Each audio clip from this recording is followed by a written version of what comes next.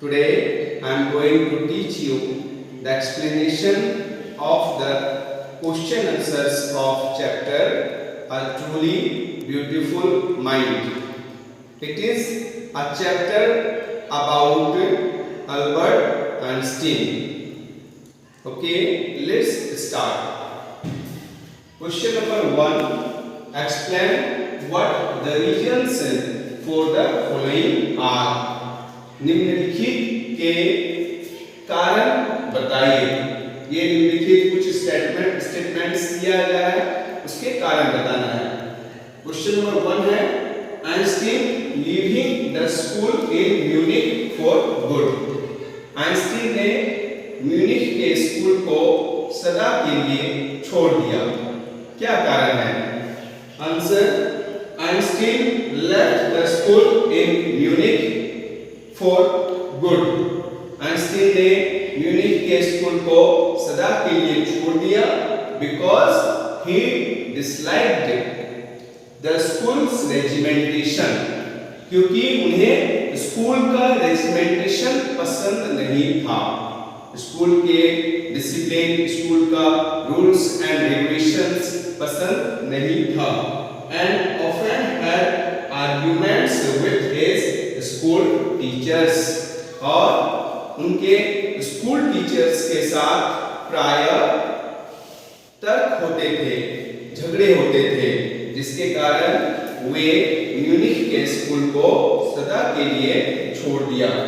Question number 2, Einstein wanting to study in Switzerland rather than in Munich. Albert Einstein Munich से ज्यादा Switzerland में study करना चाहते थे, म्यूनिख से ज्यादा स्विट्जरलैंड में पढ़ना चाहते थे।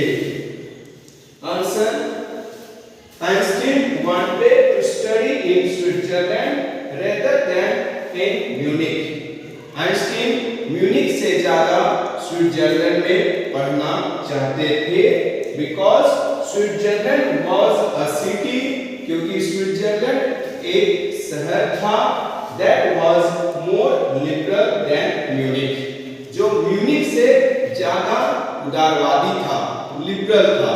मींस म्यूनिख के स्कूल में डिसिप्लिन बहुत हार्ड थे, म्यूनिख का रेजिमेंटेशन बहुत टाइट था, स्ट्रिक्ट थे, सख्त थे, और स्विट्जरलैंड के स्कूल का रेजिमेंटेशन बहुत सॉफ्ट था, लिबरल था। Question number C, Einstein seeing in Mileva and ally. Einstein ने मिलेवा में एक सहयोगी पाया। आइंस्टीन ने मिलेवा के रूप में एक सहयोगी पाया। ठीक है। Answer, Einstein saw an ally in Mileva. Einstein ने मिलेवा में एक सहयोगी मिला। मतलब मिलेवा एक लड़की है जो आइंस्टीन की क्लास में पढ़ती थी, और वे कॉलेज में, जिस कॉलेज में पढ़ते थे वहां आइंस्टीन के साथ पढ़ती थी, और उनको एक मिलेवा के रूप में एक सहयोगी मिला, क्योंकि बिकॉज जस्ट लाइक हिम, ही उसकी तरह, शी टू वाज अगेंस्ट फिलिस्टाइंस, क्योंकि वह भी फिलिस्टाइंस के विपरीत थी, विरोधी थी, मतलब उसके विरोधी थी। फिलिस्टाइंस मतलब रूढ़िवादी सोच, ये छोटी सोच वाले से के विपरीत थे। That is the people in Einstein family. इसका मतलब आइंस्टीन के परिवार के लोग, एंड एट द यूनिवर्सिटी, और यूनिवर्सिटी के लोग, विथ होम, जिसके साथ ही वाज कॉन्स्टेंटली एट ओड्स, हमेशा वे ओड्स में रहते थे, मतलब विपरीत रहते थे, विरोधी रहते थे। Question number D, What do these tell you about Einstein? ये सारी चीजें आइंस्टीन के बारे में क्या बताते हैं? Answer, the above things tell us that, ये सारी चीजें, ये उपरोक्त चीजें हमें बताती है कि Einstein was a very liberal person. Einstein एक उदारवादी व्यक्ति थे, who liked freedom, जिसे आजादी पसंद था। He was a person who had his own views about life.